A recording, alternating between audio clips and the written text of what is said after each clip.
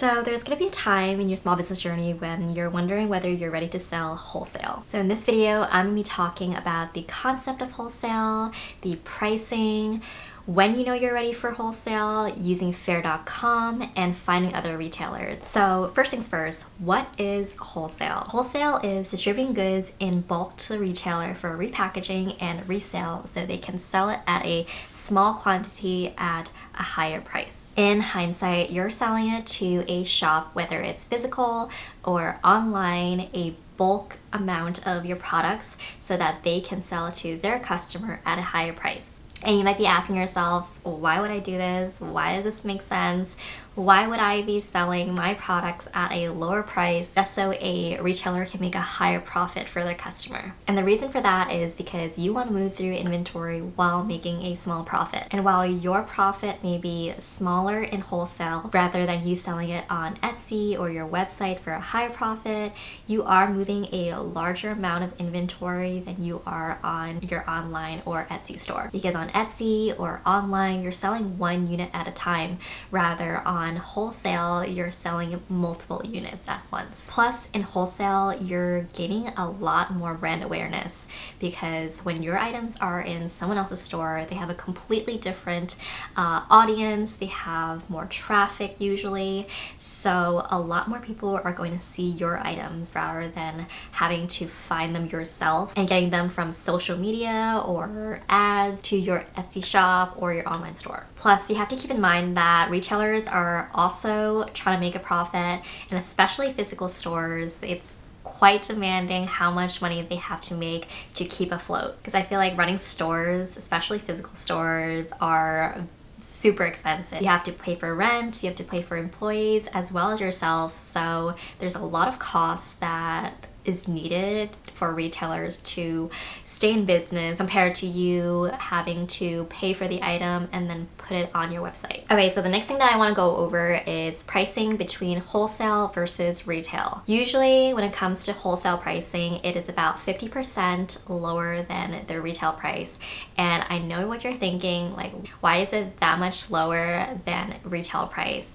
And 50% is actually the industry standard because, like I said before, the retailer also needs to be making a profit. Plus, the retailer is not buying just one unit at a time, they're buying in bulk, so they deserve like a discounted rate for buying multiple items rather than one piece. And by purchasing at a lower cost, they're able to sell it to their customer for a profit. So just to give an example of how I would price so that I am profitable and the retailer could also be profitable. So one thing that I sell in my store is pins. It usually goes for $9.99, so I'm just gonna round that up to 10 to make this easier.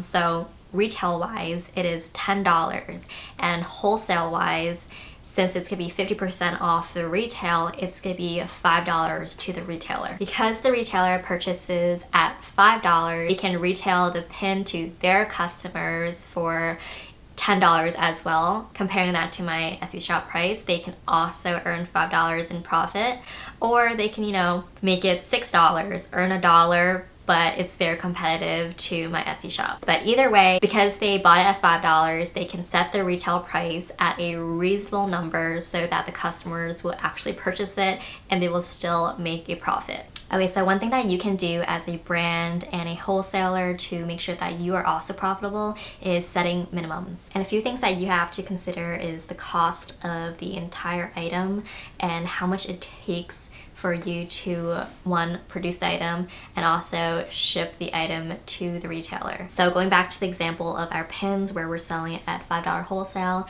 let's see how much it actually costs to, make the item, and then how much we have to sell it at, or how many items that we have to sell it at. So I put together kind of like a spreadsheet of how much the item costs, the wholesale price, which is again $5, and just to give an estimate of how much the pin is worth, it is about $2. I put shipping as 0 for now because on fair.com, which I'll talk a little bit about later, they provide for the shipping, so it's going to be $0. So here's where we can play around with the number, and then we can see how much we get by units, by cost, and then what the profit is. So if I were to sell, 6 pins in a minimum, I would only get a profit of $18, which is not that bad. The only thing that sucks here is that we actually make about $30 off of this order. However, with all the costs it comes with, which is about $12, we only make $18. And that's not including, the fees that come with Faire.com.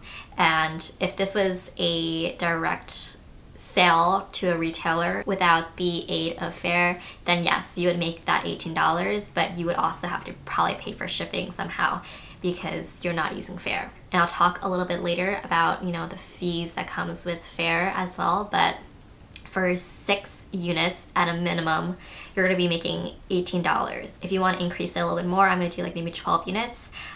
You're going to be making $36 out of the $60 total dollars that you're selling, and a lot better than $18.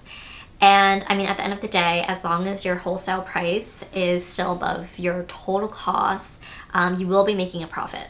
I think it's just a matter of how much you think your products are worth to be shipping out, whether it's only 6 units or 12 units for, the $18 versus the $36. Personally, I would have more units go out at the $36 or 12 units to go out rather than just having to ship 6 units for only $18, especially when it's worth like $30 in total. So the next topic that I want to discuss is when you know you're ready for wholesale. So one thing that you should master before going into wholesale is having consistency in your assortment. So when it comes to stores, they're always looking for, newness. And while they may be, ordering your best sellers time and time again, they're always looking for new items to add. Just think about your favorite store, whether, it's clothes, beauty, or even stationery.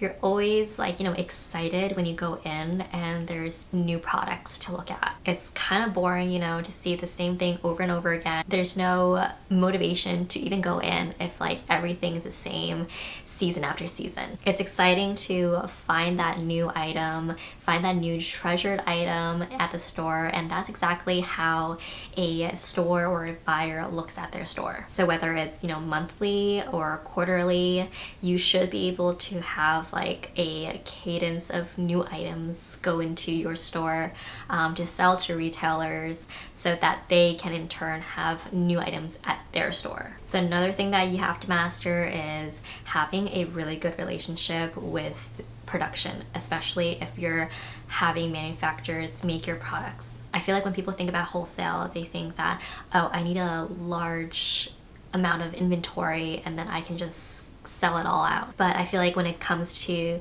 creating that really good relationship with your retailer, you have to have a good relationship with manufacturers as well. For example, say my pins, one of them is doing really well at a retail store and they continuously purchase it, and then multiple other stores also purchase the same pin, but you only have a set amount of those pins to send to all of these retailers. And because of that, you need a really good relationship and a good manufacturer to produce these pins at a reasonable time frame. Because not only are you focusing on your business and selling those pins so that you can make money, retailers are also waiting on those items to make money themselves. And if they don't have inventory, they can't, make money themselves. So again, just making sure that you can produce items, especially bestsellers, at a reasonable time so that you can have a good relationship with your retailers, because if they can't rely on you to always have inventory in stock,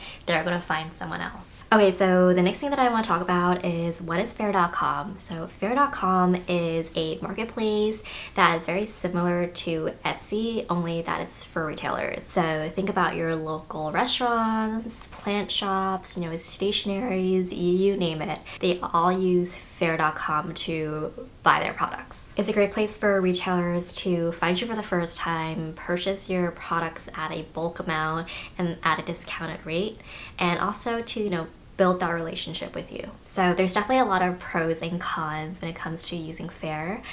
So for me, the only negative thing about Faire are the fees. So within Faire, there are 3 different tiers for fees within each order. So depending on whether it's a new order or a reorder, there is a tier for that. So there is a fee for having a new customer, purchase through orders for the first time, and then of course a reorder fee if they decide to purchase again.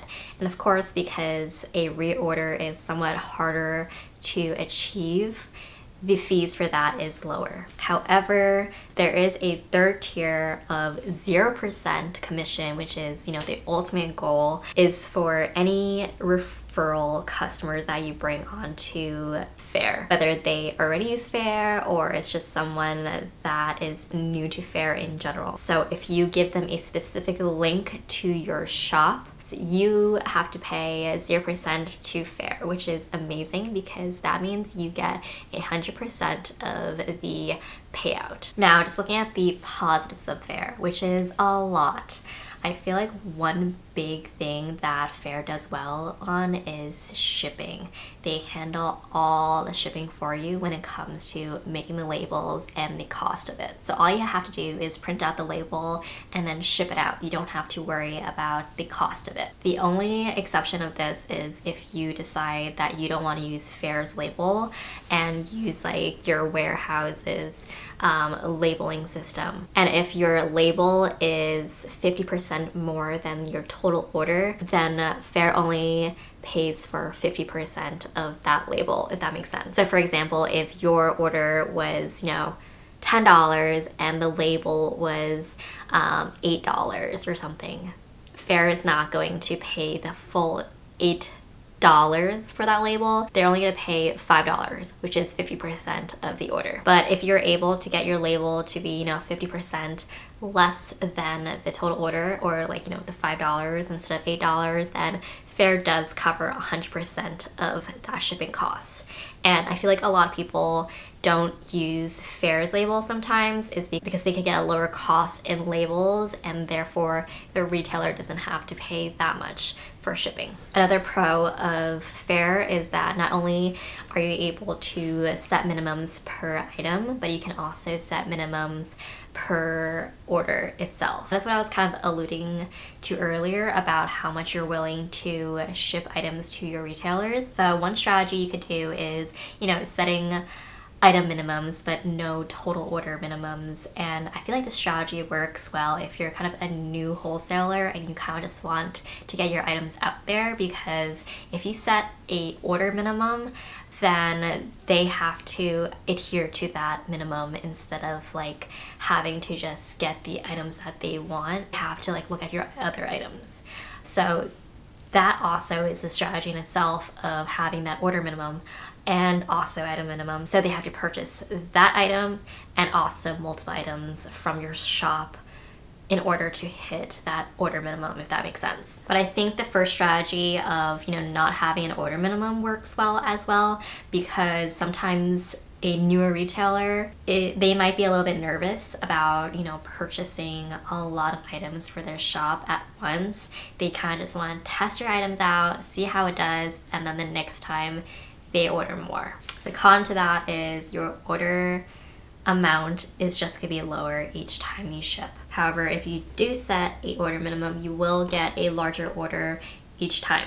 Plus, like I said before, the retailer, if you have a order minimum, they're able to test out multiple number of your items. And this is kind of what I meant before when it comes to, being consistent with producing newness to your assortment. Because if you have that order minimum, the retailer needs items to purchase, and if you don't have a large enough or new items consistently, they're not going to be able to have the items to purchase. So for example, if you only have 10 items, they're a mix of pins, keychains, stickers, in compared to other shops that have like 50 to 100, which you don't have to have that much, but you do want a good amount of assortment. Because what if the retailer only likes your one item, and then they don't like anything else from your shop because you only have 10 items? They're probably going to abandon that cart in general because they can't meet the order minimum and all they wanted was that one item. But if you had more items, they have more items to choose from rather than just those 10. Okay, so another thing that I realized about Faire.com is that while it's great that it's a place for retailers to find you for the first time, I feel like the best way to be profitable is actually the reorders. So like I said before, typically the first order is very small because the retailer is new to your shop, new to your items. They're trying to test things out, see if their customers like your product. And it's usually the second order that they have a bigger purchase. So your dollars per order is gonna be larger the second time around because they are now confident in your products. So they're gonna order more. So how do you get reorders from your retailers? So one thing that has worked and is kind of nerve-wracking actually is to just ask for feedback. And as someone who kind of just hates asking for feedback, like it's just something you have to do, especially if you're someone who wants to build a good relationship with a retailer, because one, like I feel like not a lot of people actually ask how their items are doing, and because you ask, I feel like they know that you're a serious business person. You're invested in your items and how it's doing. You could ask what your best sellers are, how people are liking your product, what are they gravitating towards, things of that nature. And then because of that, you're building that relationship of communicating with your retailer. And I know it's scary, but it's like the best way to understand your own products as well. So the next topic that I want to discuss is how to find retailers if you're not using Faire.com, because Faire.com is kind of like an invite-only platform. You have to kind of apply for it and then they accept it. So in the case that you don't automatically get invited to use Faire.com, how do you find other retailers that you can work with in terms of wholesale? So my biggest tip is to kind of think about your entire catalog and where you think you fit in. What's kind of the theme of your items and where do you see yourself at? Also think about, the community that you live in and, what stores are there? How can your items fit into their store? Especially if you're living in the city where there's a lot of stores around. Check out what they're selling, and is it something that's similar to you? Are they missing anything that is like similar of what they're selling but they're not selling yet? Like, can you provide those items to that retailer? For example, I also make greeting cards. Like, do my greeting cards, aesthetic and vibe fit into an XYZ store? So another tip that I learned from actually a Faire.com rep is to use Yelp to your advantage. You don't necessarily have to, walk around your neighborhood, your city to find the stores. While it's great to, physically see it with your own eyes, like what kind of items they sell. If you can't necessarily get to these places, use Yelp. A lot of stores are set up on Yelp, so for me, I kind of just look up, station stores in XYZ city and see what they have there. And then there's a lot of photos usually of the store itself, and you can kind of get a vibe of like what they're selling. And then I kind of just note these retailers down, get their info, get their contact info, and then reach out.